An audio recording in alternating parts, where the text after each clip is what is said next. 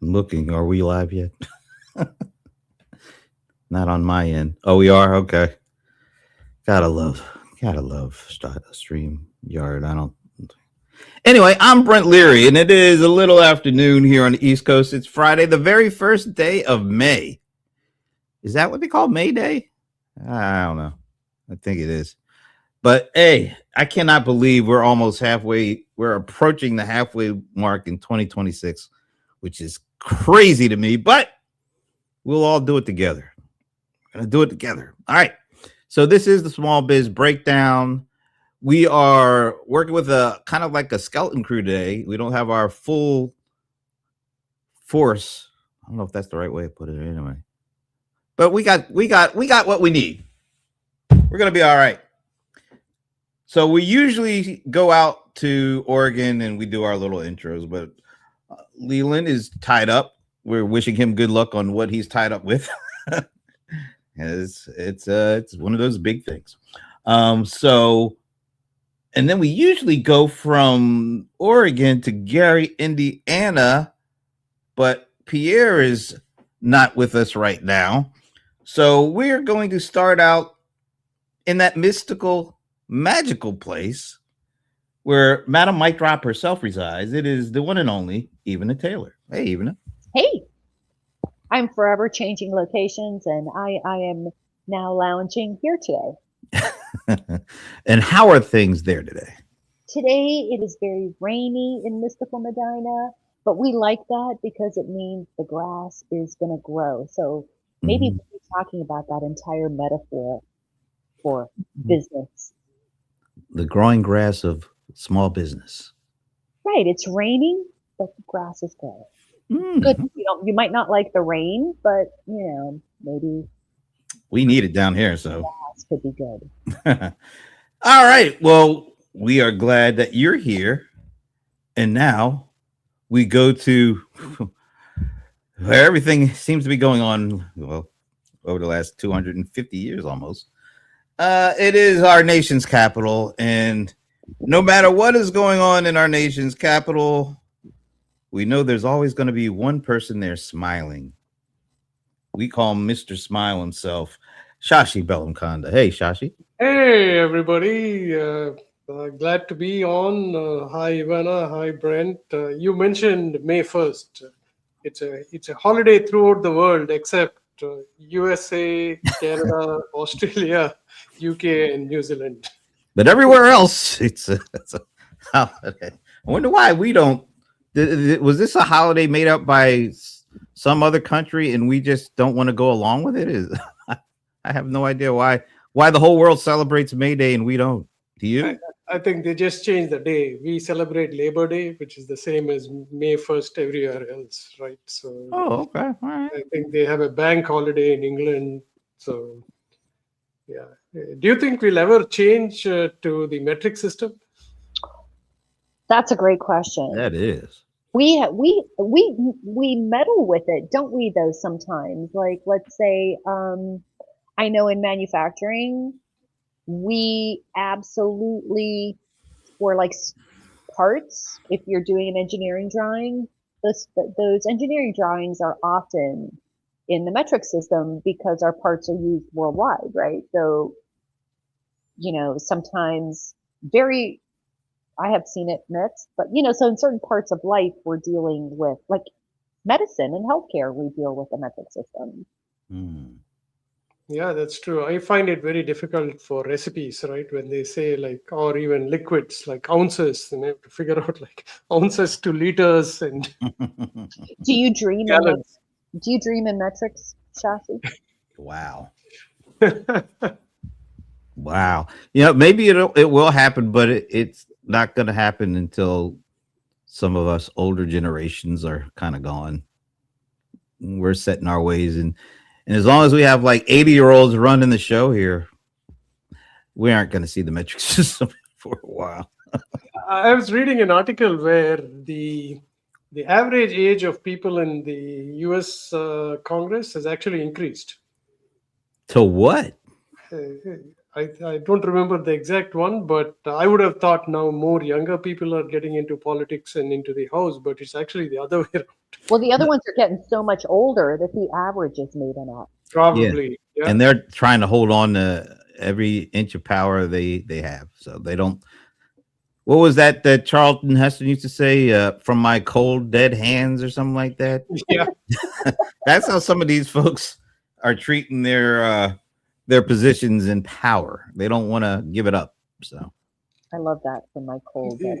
I think there's even more case now for more people to get involved, because now we have seen in the last decade or so that not having a voice affects your daily life. Like, as long as you keep, nothing is going to affect me, so why do I go and vote? Versus, oh my God, now I know how much of power there is in people who get elected. So, or power there isn't in some cases. I don't know, but that is really something to think about. The metric system one and the aging of our government leadership. Those are things that probably kind of go hand in hand, because, like I said, if the old folks are in power, they don't like to change a lot of stuff. When was it that it was the youngest? I'm curious now. I'm in a rabbit hole. Now I want to know. If you think about the founding fathers were like in their 20s.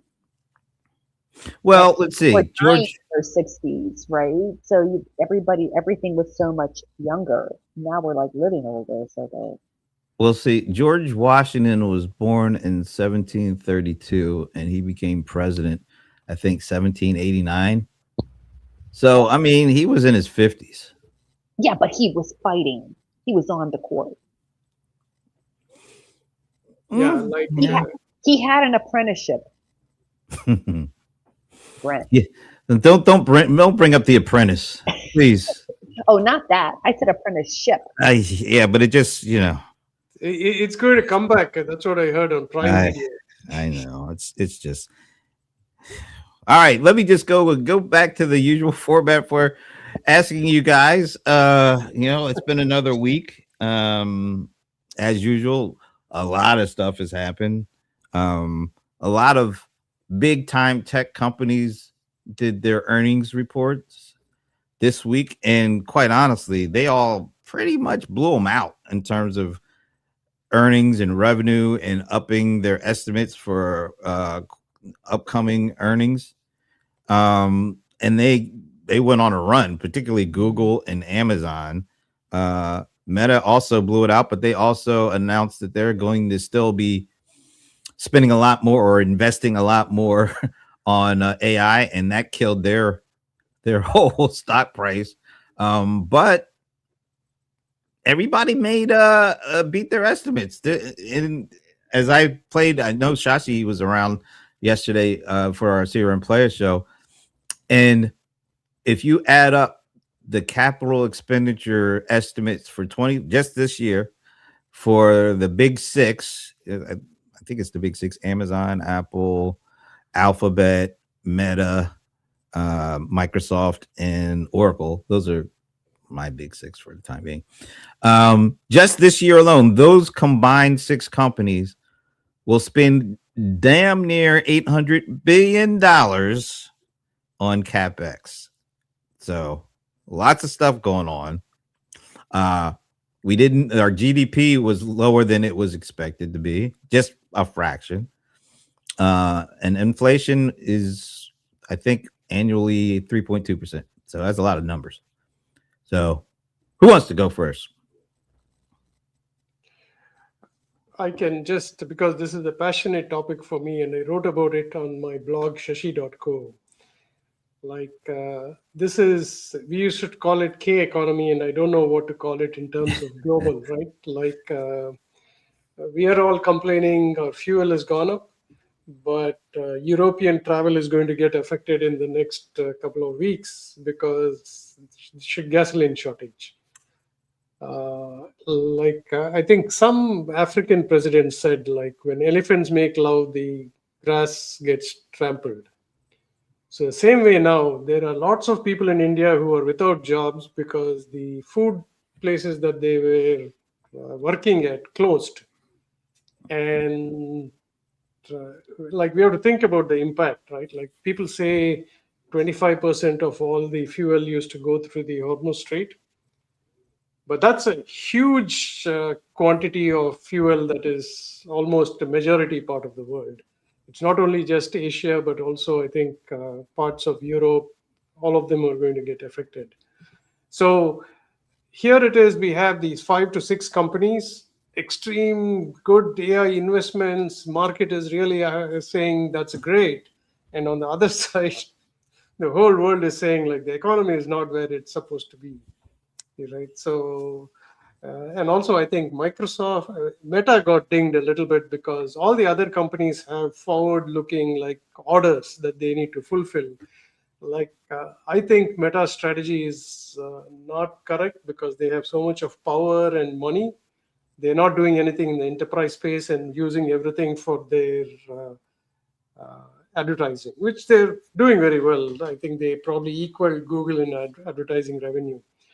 So we are moving from a worldview, which I think in the next few decades we have to build trust some way. Like I'll give you an example. Like I'm an immigrant, right? Like the US PR was really good starting from probably the 70s or 80s. Meaning you admired everything. Like, oh my God, they went to the moon. Their movies are so good. Their technology is so good. Everybody seems to be happy. Nobody seems to be poor. The US. But now you can see like people saying like, hey, you guys are fighting and I have to start thinking about wood burning stoves from where I was. So I think we got to watch a little bit more about how any action we take affects the global economy. Mm. Boy, I thought you were going to say exactly what I was going to say, but I'm going to go right off of what you were saying to that end, right? So all the things about GDP, but what is driving GDP? Investment in AI and the increases in costs in general. Even though it's adjusted for inflation, there's still that increase. But 2/3 of GDP is based on consumption. What's interesting about consumer numbers is that they right now, as of now, they're just kind of sitting there. Like, I get a weekly update. So we're sort of in between a few things. So like right now, my little updates coming in, no new numbers here, no new numbers here, right? But basically, people are, what would you call it, pulling back on their spending. Mm-hmm. They're trading down on their spending. And my advice right now coming up for this week, so when my report comes out early next week, it's going to be all about taking a fresh look at your pricing and your cash flow and looking at restructuring your offerings. I think like NFIB, they're like so behind. NFIB is, what is it? Optimism came down 3 points. That's a huge amount in a month. It typically does not do that. Yeah, well. So it's catching up to them. And at the same time, consumers and, businesses in general, the hiring, it's like some of the big things that we look at are sort of like hanging in there.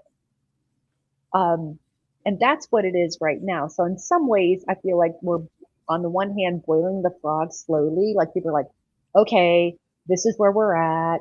I have to deal with this. But what's really scaring, and the market's higher, it is like it's going insane.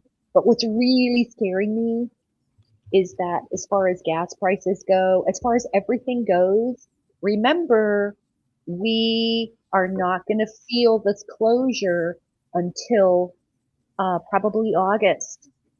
We're still there are, you know what I mean? We are like a few months in arrears.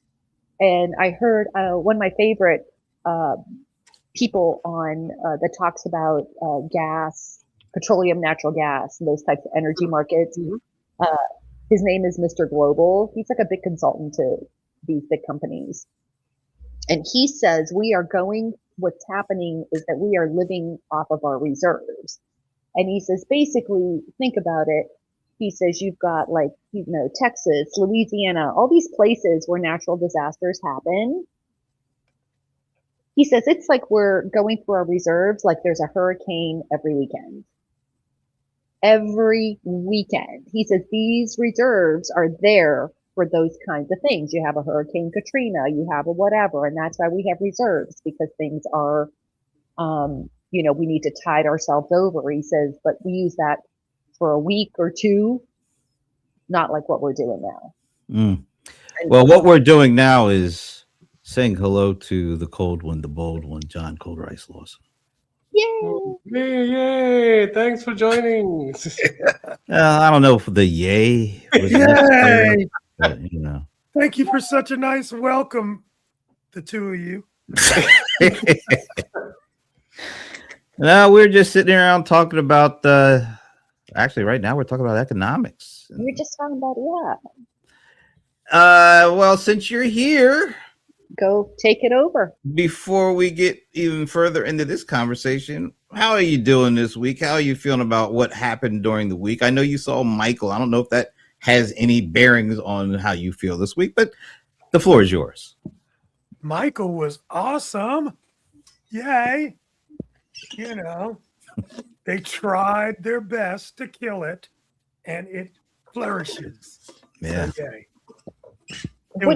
What do you mean they tried their best? They tried their best. The critics didn't like it at all. It was a fluff piece from what they said. Gave it it was at 38 rating on Rotten Tomatoes.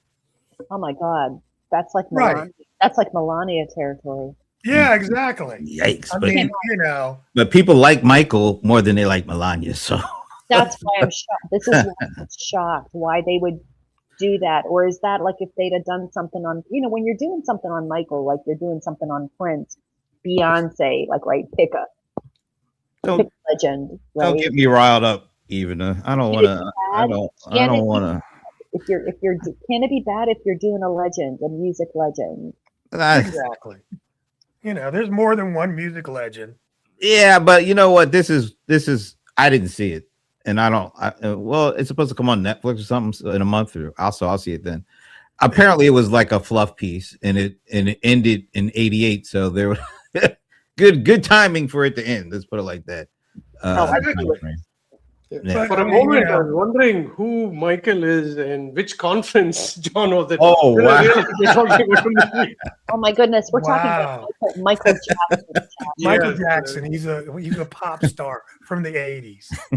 Yeah, I know him quite well. I haven't heard that description of him before. He's a pop star from the 80s.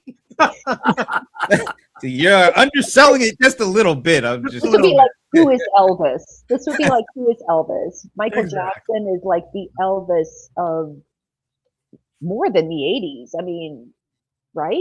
Yeah, it's primarily the whole decade. 80s and 90s. 80s and 90s. He just absolutely ruled the 80s, all of the 80s, the entire time. Early 90s. And before that, he was the little guy that everybody couldn't take their eyes off of for the Jackson 5. But he was just a little guy in the 60s. 70s. And 60s. Yeah, 60s and 70s. Yeah. Yeah.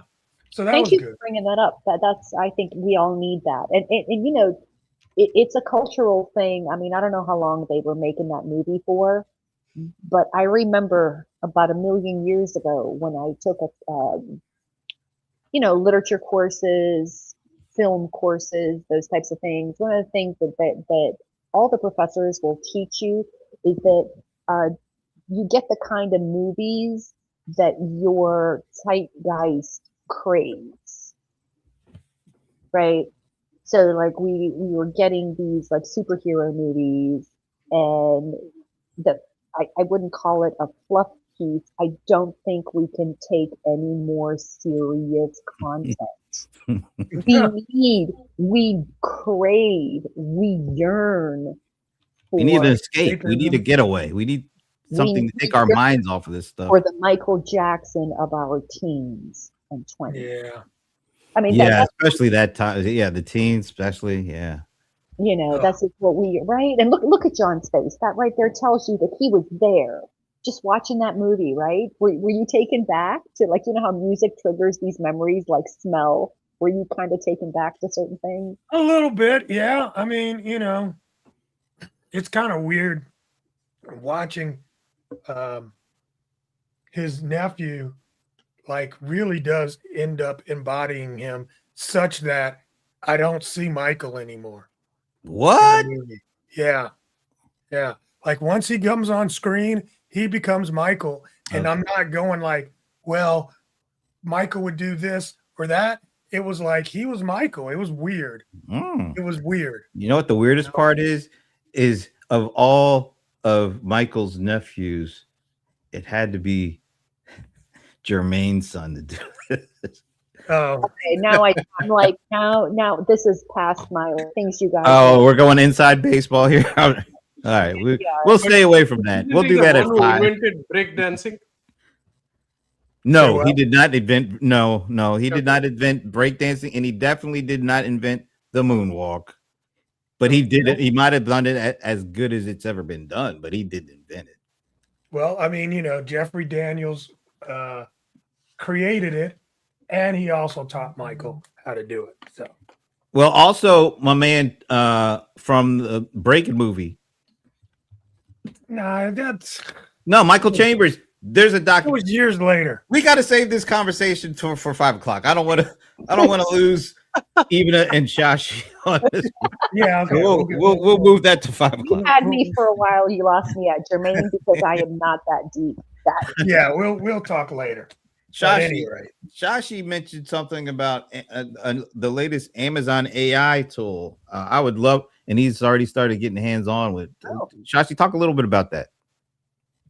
So, I mean, in general, like when ChatGPT came out, it was easy for people to just go to a browser and say, like, hey, answer my question, right?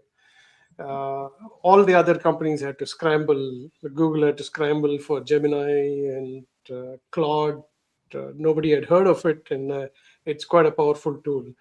But what Amazon did, and I wasn't expecting it, was they put out a new assistant called Amazon Quick.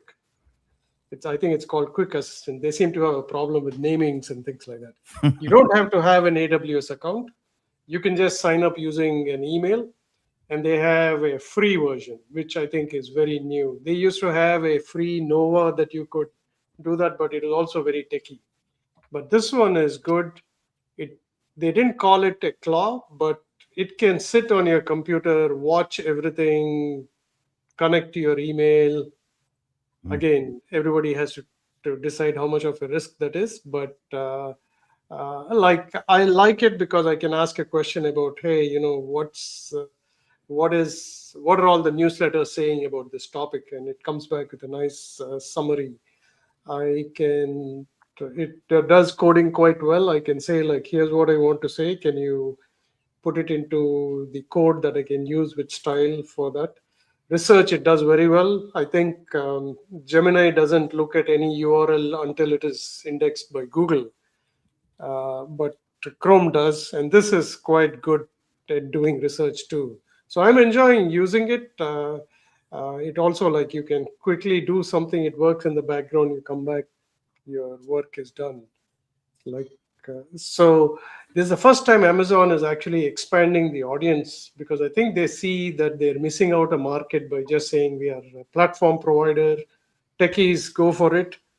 I feel like now, even though they haven't said that they're going after consumers, but small businesses can definitely try it out because they have a good, like, $20 one that they can use, and it's free to try. So very different move than I was expecting from Amazon. Again, like, they put it into a whole, here's Amazon Quick, and here's Amazon Connect, here's HR, and here. So I don't think people heard that message that clearly. Nothing against Amazon's marketing team. I hope they invite me to their conference, but they could do a better job with explaining this easily, not just to a tech audience. So is this for aimed at the small business market who are using Amazon services, like for the marketplace? And is it something that will help them sell by having access to that kind of information, or is it more of a general purpose kind of thing? It will help them. It has a Chrome extension too. I've been cheating here.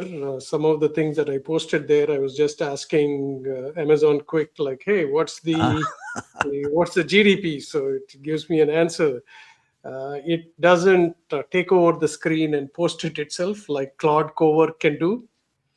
But that's a good question. I don't know the answer whether they're going after the small business market, but it seems evident by how they introduced it, right? That they want to go after people who are not regular AWS customers. That would be really smart if they did that, because let's face it, there's a lot of general purpose LLM stuff out there now, which, I'm sure they each have their pros and cons, but I haven't seen anything like that's specifically built to help small business sellers help them sell stuff or have more information and insights on their business. I would think that'd be an awesome move for a company like Amazon to make. John, have you seen anything or heard about what's going on here with this? No, not really. I mean, I saw the announcement. I didn't pay much attention. So My I'm point. learning. Huh? My point exactly. Like, it wasn't as interesting as John, who said, like, if they didn't reach you, I would think it's a failure. I wouldn't, but that's a whole other I don't think they, like you said, there wasn't a big rollout, and maybe that's a good thing. Maybe they want to do the subtle approach to see, to get it to the right people's hands and see how it works. Because aren't we all tired of the AI hype at this point? I much rather like a more subtle entry to see if something actually does good stuff before we get deluged with all the, oh, this is the greatest thing ever, it's the best stuff. We all know that's some bull. I'm going to applaud the way that Amazon rolled this out. They didn't add to the AI slop by doing that. At the same time, Alibaba released something called Axio Work. What is that? Is that like a Claude Work kind of thing? Replicate? No, it's an agentic business team. And that product for me was sort of a game changer. All right. You got to define what you mean or what they mean by agentic business team. It's like you build team members. So you build agents that do specific things? Correct. Right. And so you build your team of agents. They do their own thing and they do it autonomously. How do they run in terms of how much does that cost when you have all these agents doing stuff autonomously? That could be running complex stuff. That could be just chewing through tokens. How do people pay for this? Well, I mean, this is they got a $10 plan. I'm looking at it, so don't think I'm quoting. They got a $10 plan, a $20 plan, right? And what's the overage? Because there's usually a lot of overage for this stuff. Light usage, $15 overage. Light usage, nice Yeah. term. So that adds another 2,000 credits, and I mean, once you go into the world of credits, what does that mean anyway? But yeah, right. And they change, without upping the plan, they'll just reduce credit usage, Right. But I mean, I got an early access before they came out with it, and so I got to play with it, and it worked. What does it do? Cool. Is it another like general purpose LLM kind of tool, or is it anything specific to help particular kinds of people or small businesses? I mean, you know what? Here's the deal. It is directed towards small business in terms of, build your team, have them do different things that you need done. And then here's the overview kind of vibe. It's, got Alibaba's backing, and Alibaba has its own LLM. So that's, going to give you some good stuff. And I mean, I just think the approach of let's jump right in to the agentic part of AI, and you're not going to sit there and do the chatbot version of AI. This is about building a team. So it's pretty cool. Even at what do either of these two interest you? The Amazon or the Alibaba? Are you interested? I see you going to the head, like, Right. what's going on? Just right, so much stuff. And I remember when I first started DIY Marketers, it was all about, because people were asking me, how did you do this? How did you do this? And so back in 2007, 2008, it was all about, look, there's this awesome tool. Look, there's this awesome tool. There weren't like so many awesome tools. And now I feel like my entire purpose in life is focus, focus, focus. I know that you're going to see all these things, and that's how it occurs to me. I will hear these things, I will go play with these things, and then I sit there and I say, okay, right? Just like, there are about, I don't know how many hundreds of social media scheduling tools are out there right now, right? How many hundreds of video editing tools are out there right now? And, how many dating apps are out there right now? Right? And so right now, everybody's like, oh, I created this new app. Somebody just sent me something. I created a new app to help people break up payments or something. Like, really? I mean, I can't even, because I'm having a hard time. I'm a big believer in find something that you can work with. Get good at something, get comfortable with something, right? If you can get good at that thing, learn how something works, learn how to think a certain way. That's what I am an advocate for when it comes to AI tools. Understand how AI works, understand how these things are generated, understand what it's doing and how it's doing it. If you can understand that, it doesn't matter. There's going to be AI tools coming up all over God's creation. Understand what tool to use for what. Agents are not the answer to absolutely all your problems. Just like there are large language models that are good at certain things, and then a simple, small language model might be good for what you're doing. So that's going to save you tokens. That's going to save you time. So I'm just a big believer in understanding the language of AI, the structure, the context, and keep up with that, because even that is changing and adjusting, because you cannot keep up with the tools. You're not going to keep up with features. You're not going to keep up with tools, but you do need to know how to evaluate these things. And you need to know how to understand those things. And the deeper you feel comfortable with that knowledge, the better choices you're going to make for your business. Yeah, I mean, I think have we to did. We take from this. Go ahead. No, I mean, you finish your comment. I was just saying this looks to be like a conversation we were having in our little chat around people. What was this? There was some article that was brought up around some small business got their complete database wiped out by a rogue agent, and people were blaming it all on the AI. And I think we were saying, hey, there are people using this stuff that have no clue as to what kind of even the framework of how this is supposed to. So they completely turn over all of that to something they literally just learn how to spell. And I'm talking about AI, and they go willy-nilly into it because they think it's cheap and accessible, and it will do the things that they want done because they don't want to do it themselves. And then they get mad when they turn this important thing that they need done over without really thinking it through about how these things are actually doing the stuff they want done. And then when they go rogue, as everybody likes to say, they get mad at the AI. And I think it was you, John, that was saying, no, this is not an AI problem. This is a people who don't know what the hell this stuff does problem. Yeah, absolutely. I mean, you know, if you um, if you're if you hit your hand with a nail, you can't blame the hammer. You Yeah, know, but you could yell at it. But You can yell at it, but you can't blame the tool on this, man.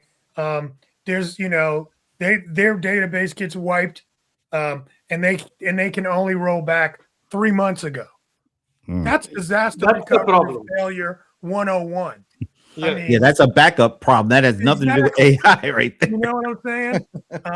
You're a vibe coder. They vibe coded this entire product, and as a vibe coder, now you're getting a lesson about what it really takes to build an app and to have it, be secure. And So they're more vibe than coder. They're not really coders. They're yeah, they're not. I vibers. mean, because the AI does the coding. Yeah. That's what AI does, and it does it very well. But like I was saying before, or on our thing, um, a coder can build a room, an engineer builds the building, and that's a big difference. And these guys were not engineers, so they were like, "Hey, just put it on." And all of a sudden, when we start figuring out what actually happened, there were just a lot of open doors that this AI was able to exploit. Ultimately, it did it. So I think somebody said something really cool. They said it did it in like 90 seconds or 9 seconds, something like that. 9 seconds, I think. With 9 seconds? I think it was 9 seconds. I think it was 9 seconds. And it's like, look at how great AI is. It took something that a human would take 30 days to do. And you only wish it took 30 days. Yeah, right. So, Yeah. I mean, there's a lot going on there. Yeah, I wanted to say two things. One is I wanted to praise the gentleman from Atlanta, John, about paying attention to non-North American companies. Because if we are a frog in the well and think like, okay, American companies are going to do innovation, we may lose out a little bit, because we can't keep banning. For example, another pet peeve of mine, we have discussed this sometimes, is hey, don't sell chips to other countries. So guess what? They're going to find ways to do things without using American chips, in which case we've lost out on economy that should have been there. Like they're using Huawei chips, and they're programming very well, not using NVIDIA's, I think it's called CUDA. That's Mhm. one. On Ivana's commentary, one thing Ivana to note is, like, a lot of people don't move from one LLM because they have kind of trained it, but I think that's a mistake.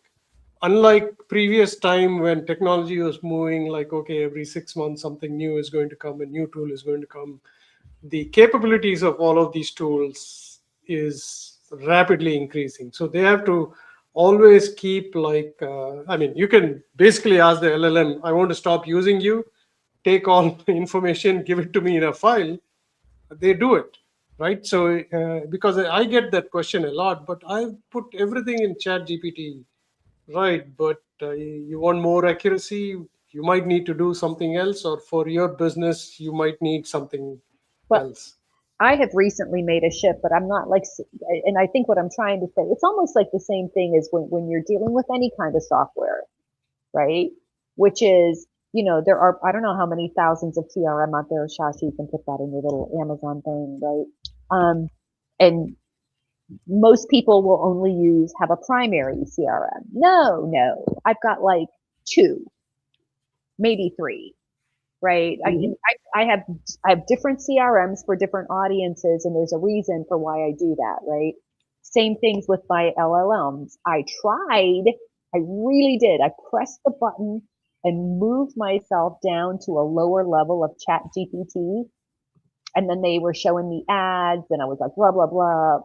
But Chat GPT used to be my primary, and I'm like, let's see what happens if I drop down because I'm not using it as much.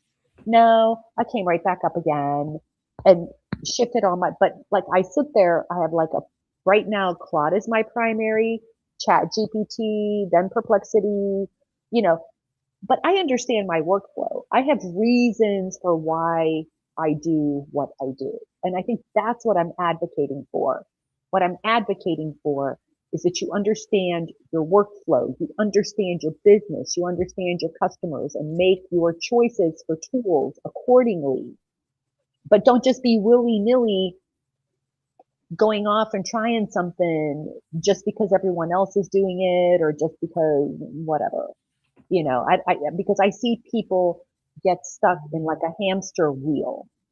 They get stuck into like either not doing anything, which is a mistake, or constantly evaluating and whatever. So, I think that was my issue with tools that try to be other things, right?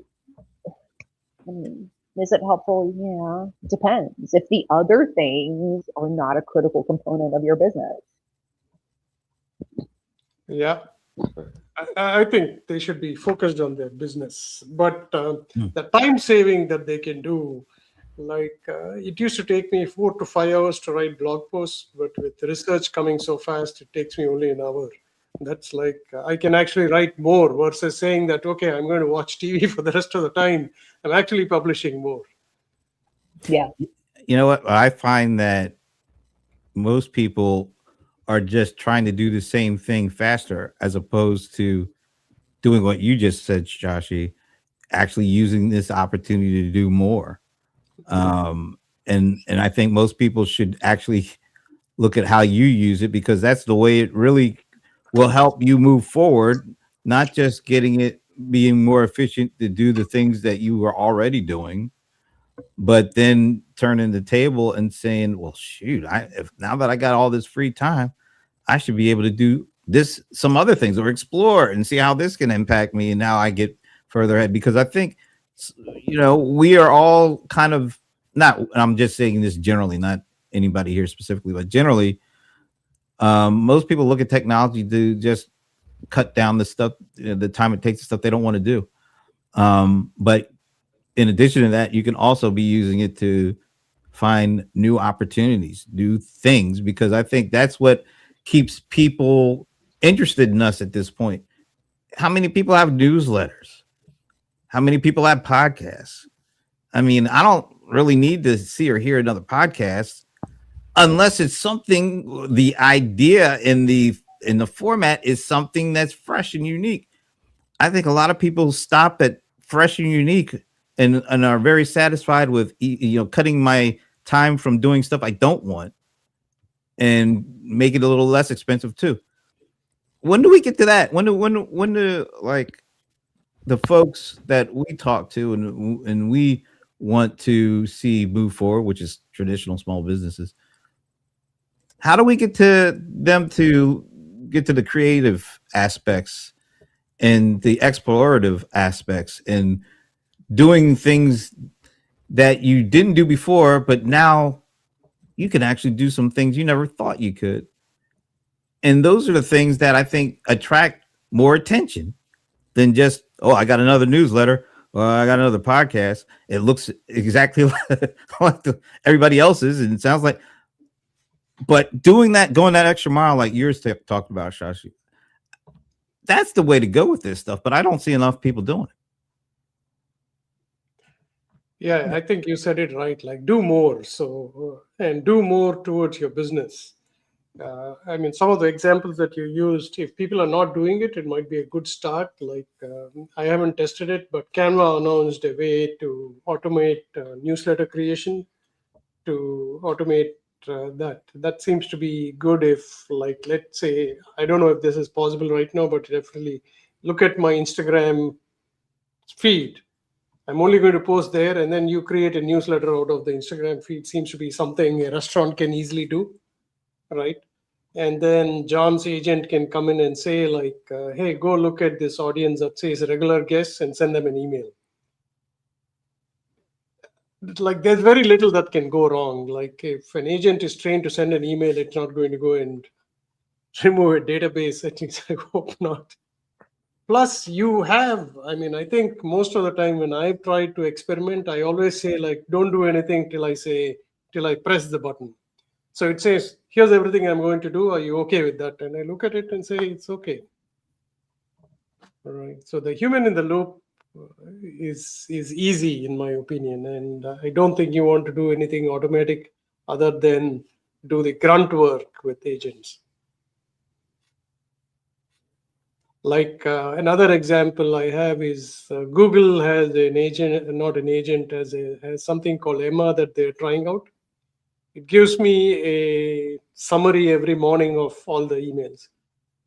A lot of times I've missed like something from a medical test, that bill that I had to pay. It'll say like, hey, it looks like you haven't taken any action on this. I like that, right? Like and we are overwhelmed. So a summary that is intelligent is much better.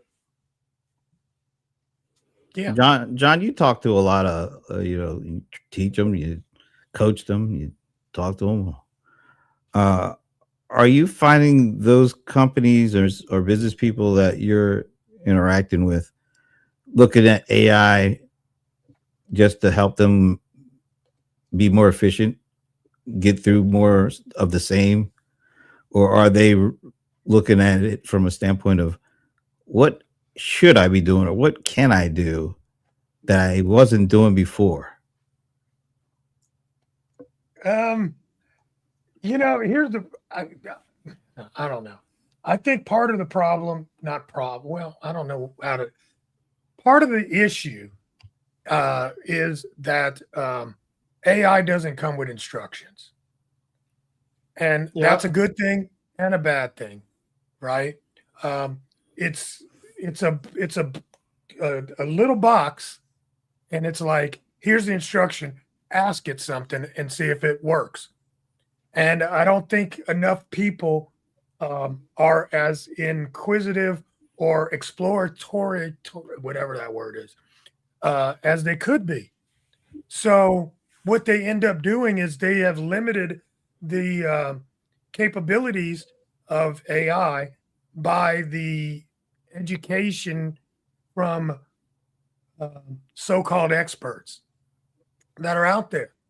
When I always have been saying, even the experts don't know what AI will do. And so if you just limit yourself to, hey, what's that prompt that you used? Which most business owners are, they never get to the deep depth of, wow, this is something our team has been doing forever.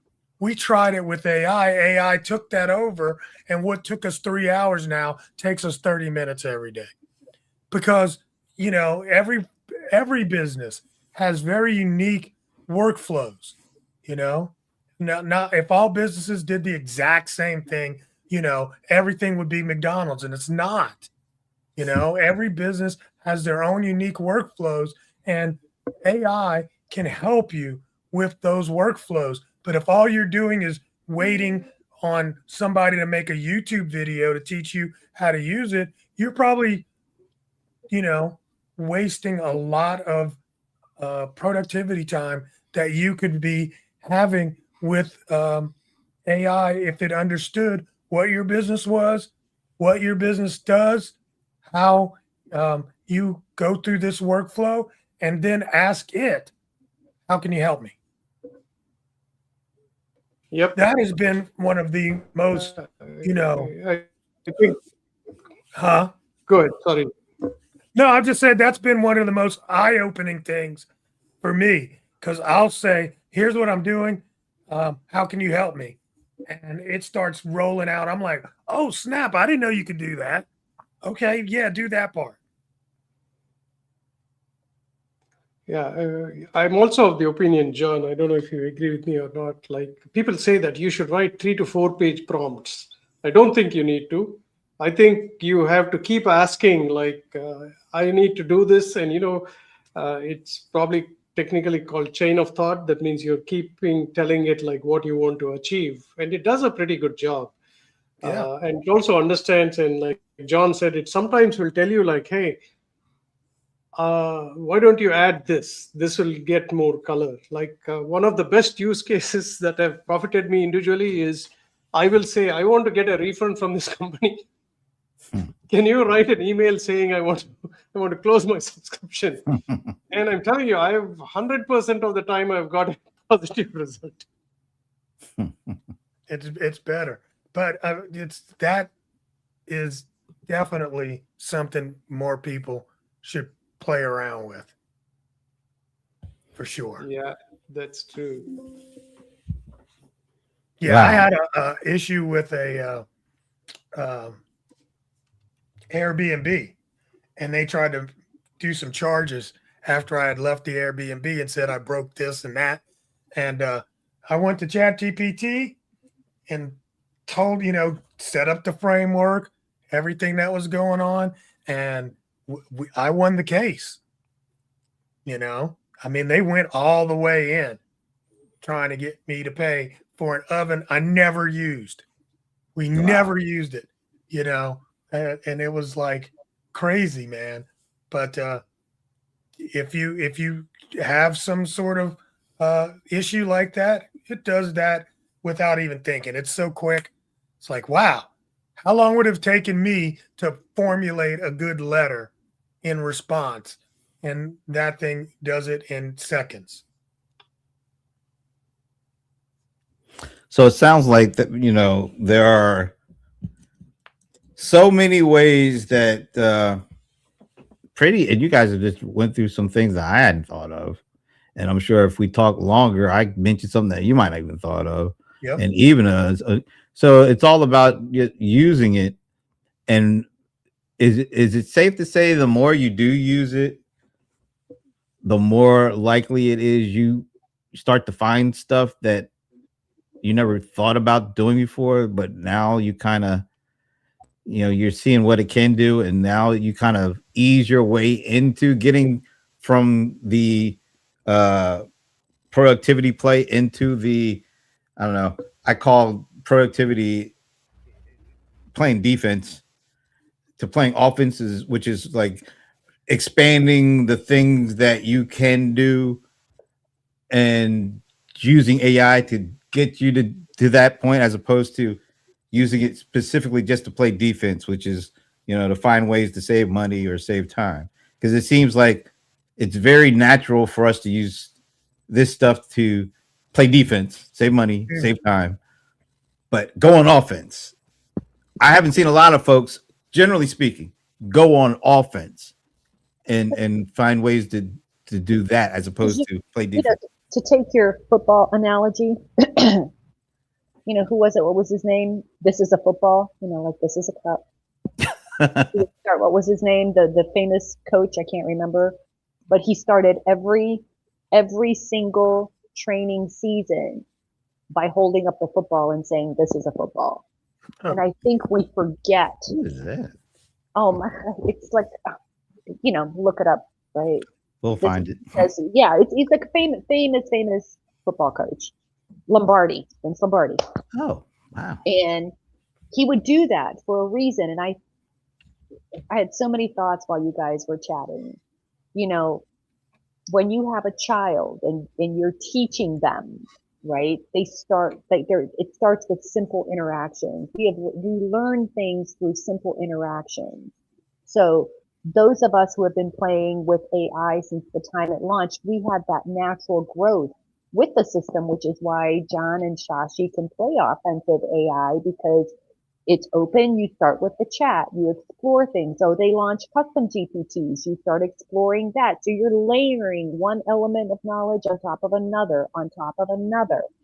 But now let's say you're a small business owner who has never touched an AI. You still have to start simply. You have to start with chat. And the harder thing is that just like math, you start with addition, you start by counting, Legos, you start with instructions, and then you can build your own.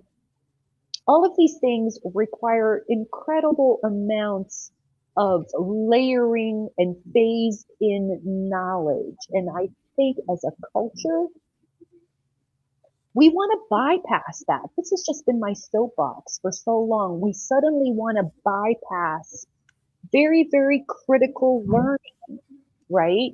Children don't come out of the womb and start running because we are not horses or giraffes.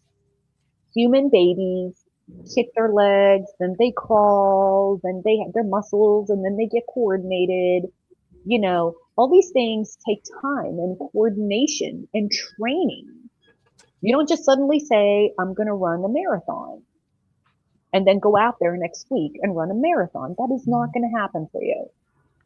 So AI is the same thing. And I think I fall on another side of you guys. I really think that we have taken this culture of constantly doing too far. There's not enough thinking about what you're doing. There's not enough critical thinking about these things. My audience struggles with workflow. They do not know what's going on they don't understand the activities and tasks that are taking place. They're sort of intuitively walking through their business. So this is anecdotal, right? So this is all I'm saying. I'm not saying everyone. I'm just saying this is my experience. And it's hard to run through your life intuitively and then hand it to an AI agent because it requires skills that you don't have and you haven't thought about. It is shifting the bottleneck. Shashi, some people need to take a moment and think about what they have to say. Meaning, like, you need that thinking time. If you know what you're going to say, then great. It's kind of like the difference between browsing through a bookstore and then ordering it on Amazon. If I know what I want it from Amazon, it's going to show up. Sometimes I just want to browse and look, right? That's got its own experience. So, many, many sides, I just rattled off a bunch about whatever, but I don't think it's all about hustling and doing. I think everyone needs to take a breath because stuff is going to be happening that we will not know how to do with. We will not know how to deal with. And it's time to start thinking about that. Sorry, Shashi, go ahead. I have to jump, but there are two ways that you will be right. The first way is if you don't have control over your own thinking, then you're going to keep doing something that everybody else is doing. And you may be taking on tasks that you were never there, and you become a slave, right? That could happen with not only with AI, with anything, the internet itself, right? You were browsing all the things, then you forgot, oh my God, I saw all these reels for the last 1.5 hours. Where is my thinking time? But on the other hand, your thinking may become much sharper when, I'll tell you, some of the time when I think about questions, I say this is what I want to say. I wish there was an automatic agent that tells me okay, I'm going to translate this question to these 3 people. But it gives me this is much more powerful when you say it like this. And I like that. But you're right. Either you become a tool of the tool or you use the tool as a tool. With that, guys, it was great talking to you all. We'll see you next week, hopefully. Thanks. All right. Take care, Shashi. Thanks. Bye. Any parting words, Mr. Ice? No, just great to be here and have a great weekend, folks. Such a nice way to end. That's perfect. Evana, you gotta take us out. I did. Thought I did. I was I went on my little rant. Okay. I'm on a rant. I keep saying right now your biggest competitive advantage is how well do you serve your customer? How do you deliver a great customer experience? Because right now nobody is doing that. Nobody. Go out there. That's what I say. This weekend, go out there and have your experience, whatever it is that you're doing, and then just notice all the things that you're doing as the customer and ask yourself, am I the customer here? Who is the customer in this interaction? And if you're the customer, yay, right? But sometimes you're going to say you are not the customer. All right. A lot of times. That's a fun exercise. But that is where the gold is right now. That is where the gold is. And that's where the gold is if you get that right there. Right? All right. I'm going to say my last parting thought is just once again to congratulate my eldest nephew. Wow. Dr. Michael Cameron Brown. He graduated from medical school this week. He's doctor of osteopathic medicine. And I am very proud of him, and I'm very excited because now I'll be able to ask him for money. That's why I'm mostly excited. Paddock. And on that note, have a great weekend. We hope to see you next Friday because, there's going to be other things to talk about. There always is. We'll see you then.